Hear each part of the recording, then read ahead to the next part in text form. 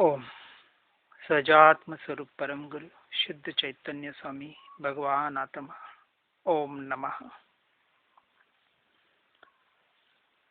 भक्ति कर्तव्य सजानंद गंजी हम्पी राजचंद्र आश्रम के द्वारा लिखे हुए काव्यों पर अल्प बुद्धि से जितनी विवेचना हो सकती है समझने का हम प्रयास कर रहे हैं। पद ले रहे हैं धर्म का मर्म।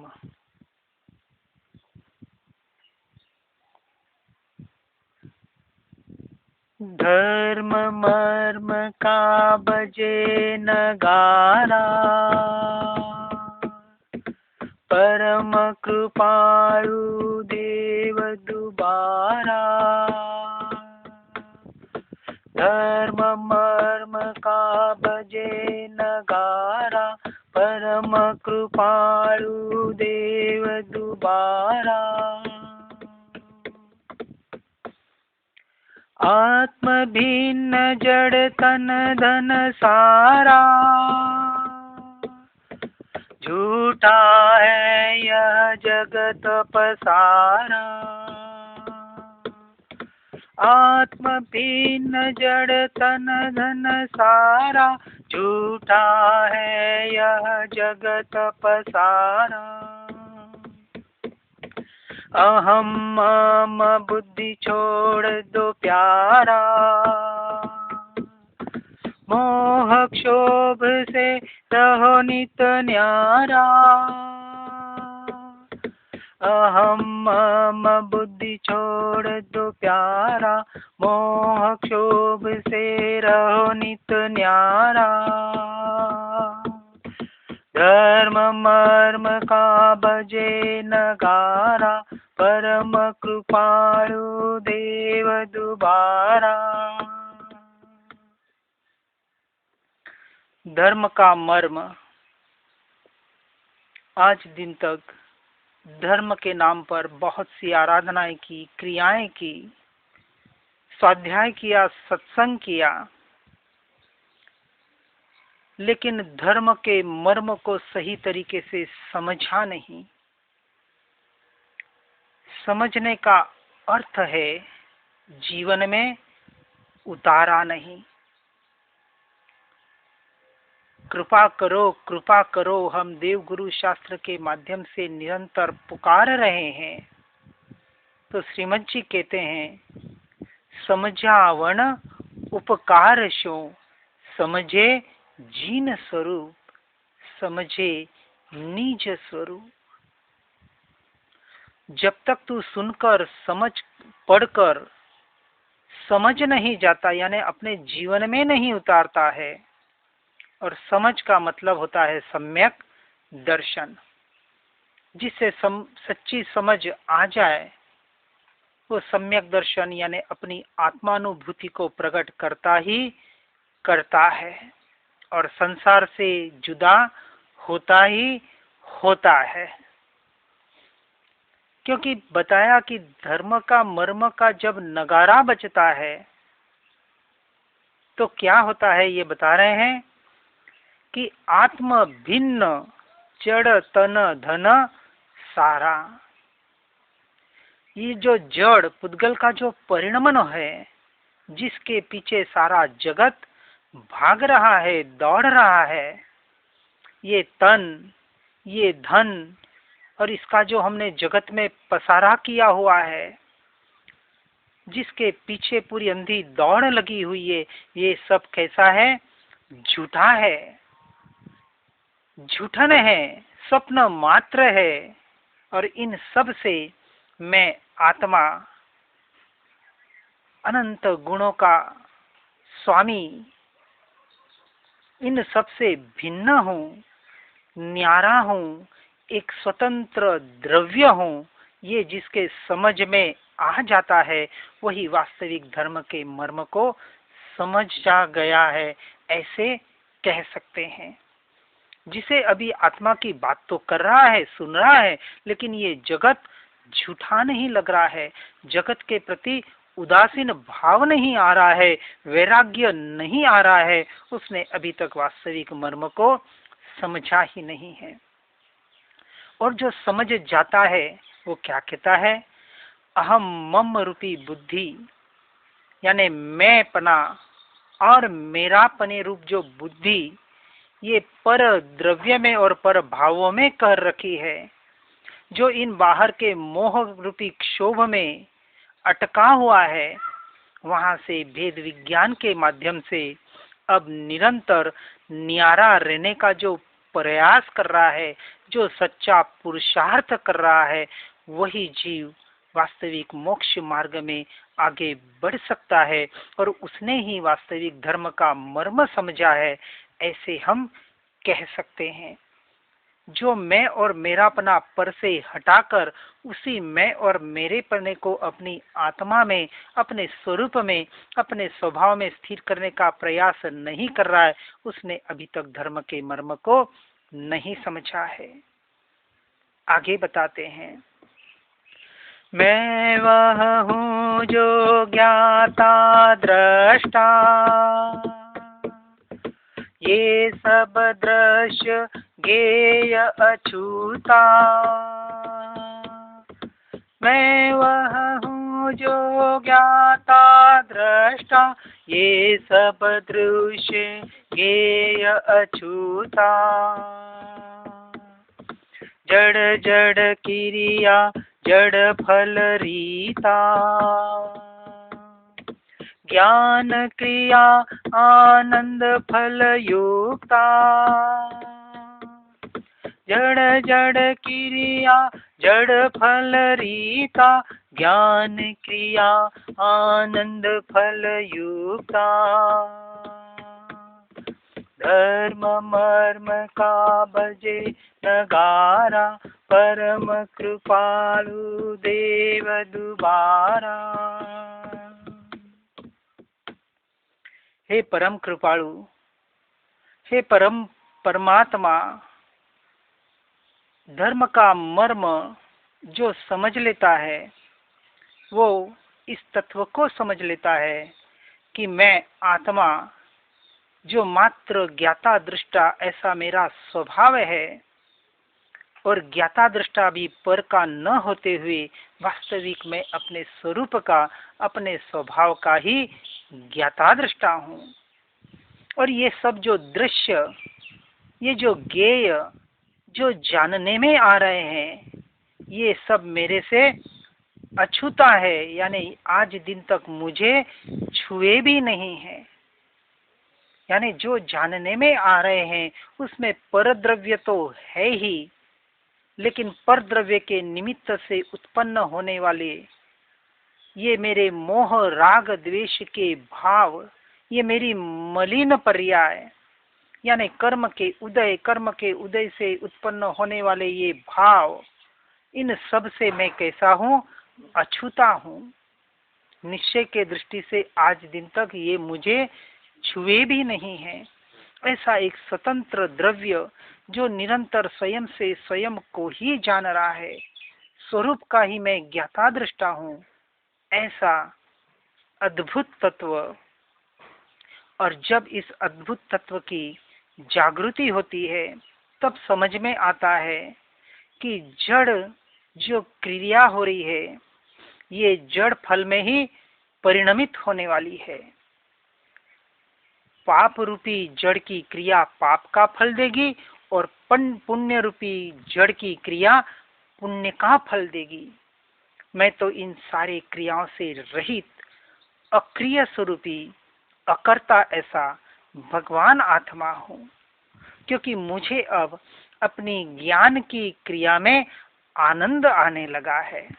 और ज्ञान की क्रिया का जो आनंद है और उसके फल में मैं युक्त बनते जा रहा हूँ, क्योंकि जब ज्ञान की क्रिया करता हूँ, जानना जानना जानना, ये जो मेरी ज्ञान की क्रिया है जो पर्याय में निरंतर घटित हो रही है, और वो जानना जो हो रहा है वो जानना मेरी ज्ञान स्वभाव का ही हो रहा है।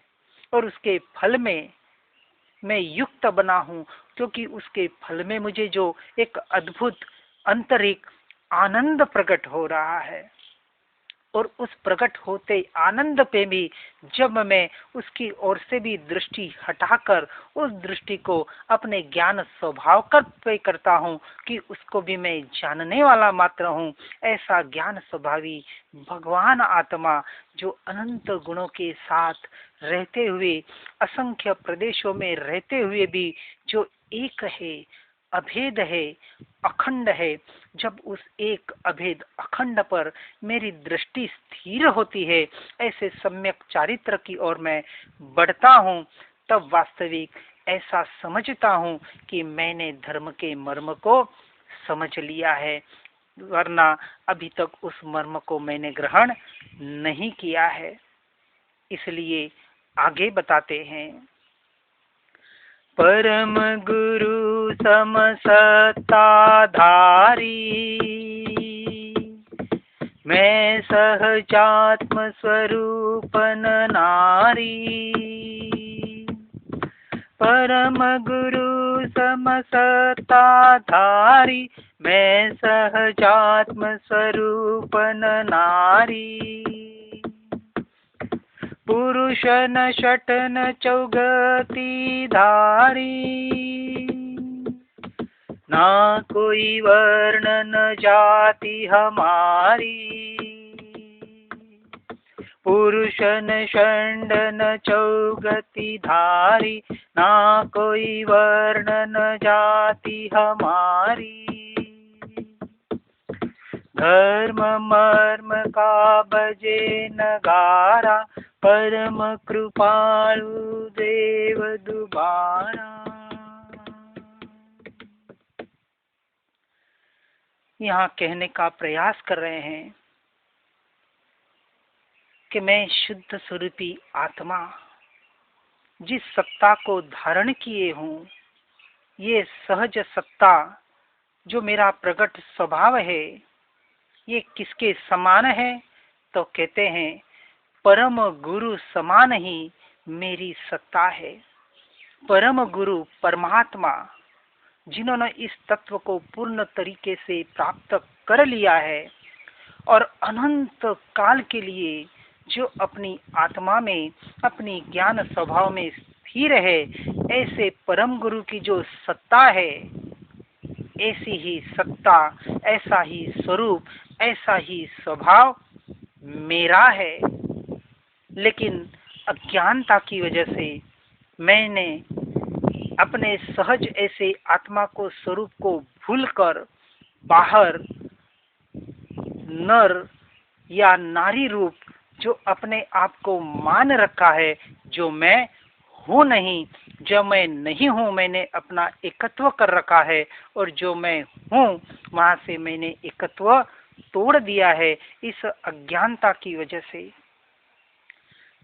न मैं पुरुष हूँ और न मैं चौगति को धारण करने वाला हूँ, क्योंकि चौगति को भी धारण करने वाली ये पुद्गल की पर्याय मात्र है।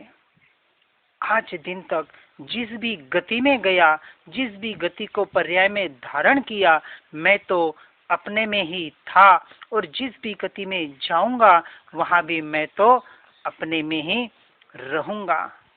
ना मेरी कोई वर्ण है और ना कोई मेरी जाति है। इस तत्व को, इस मर्म को जो समझ लेता है, जो जान लेता है, वो सम्यक दर्शन का अधिकारी बन जाता है। लेकिन जो अपने आप को किसी वर्ण रूप या किसी जाति रूप मान रहा है, चाहे वो उत्तम कुल क्यों न हो, उत्तम जाति का भी क्यों न अपने आप को माने, मिली है वो बात अलग है, लेकिन उसी में अहंकार करना जो 8 प्रकार के मद बताए हैं, उसमें एक जाति मद भी बताया गया है। उसका भी यदि अहंकार करके बैठेगा और सत्य धर्म को नहीं समझ पाएगा, और जो अपने आप को चौगति धारण करने वाला मान रहा है कि मैं 84 लाख योनियों में अनादिकाल से भटक रहा हूँ, ऐसे भले कथन में कह ले, लेकिन मान्यता में यदि ये बिठा रखा है तो कहीं न कहीं वो मिथ्यात्व का ही पोषण कर रहा है। पर्याय में 84 लाख योनियों का भले भ्रमण हुआ हो, लेकिन मैं आत्मा आज दिन तक उस योनि रूप, उस देह रूप, उस पर्याय रूप कभी हुआ नहीं, कभी होऊंगा नहीं। ऐसे तत्व का जिसका निर्णय हो चुका है, उसने ही वास्तविक धर्म के मर्म को समझा है। ऐसी बात बताने का यहाँ गुरुदेव प्रयास कर रहे हैं और अंत में बताते हैं, मैं शाश्वत पद का धरता हूँ, सहज समाधि का करता हूँ। मैं शाश्वत पद का धरता हूँ, सहज समाधि का करता हूँ। मैं सहजानंद घन आत्मा हूँ, मैं ही आत्मा परमात्मा हूँ। मैं सहजानंद घन आत्मा हूँ, मैं ही आत्मा परमात्मा हूँ। मैं सहजानंद घन आत्मा हूँ, मैं ही आत्मा परमात्मा हूँ। मैं ही आत्मा परमात्मा हूँ। धर्म मर्म का बजे नगारा, परम कृपालु देव दुबारा।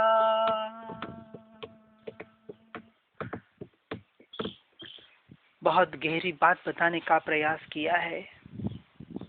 सच्चा आत्मार्थी ही इस गहरी बात को समझकर उसकी गहराई में उतर सकता है।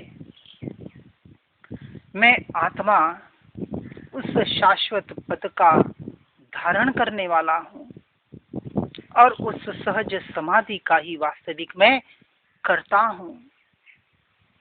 कर्तृत्व भोक्तृत्व बुद्धि जो बताई गई है, लेकिन अनादि काल से यह आत्मा जो अशाश्वत पद है, जो नश्वर पद है, ऐसे बाहर के पद और प्रतिष्ठाओं में, अपनी मान्यताओं में इतना अटक रहा है और भटक रहा है, जिसकी वजह से 84 लाख योनियों में, पर्यायों में भ्रमण कर रहा है। क्योंकि कर्ता और भोक्तापना भी उसने बाहर और बाहर ही कर रखा है। यदि अपने सहज स्वरूप का, जो समाधि रूपी अपना सहज स्वरूप है, उसका यदि वो कर्ता बन जाए और अपने स्वभाव का ही यदि भोक्ता बन जाए, तो उस शाश्वत पद को वो धारण कर सकता है, जो उसका मूल स्वरूप है, जो मेरा मूल स्वभाव है। जब भी बात बताई जाती है, तू या तेरा, उसका या इसका, इस प्रकार के शब्द आते हैं, तब उन शब्दों को, उस अर्थ को अपने स्वरूप में, अपने मैं पने में, मेरे पने में घटित करने का प्रयास करना है।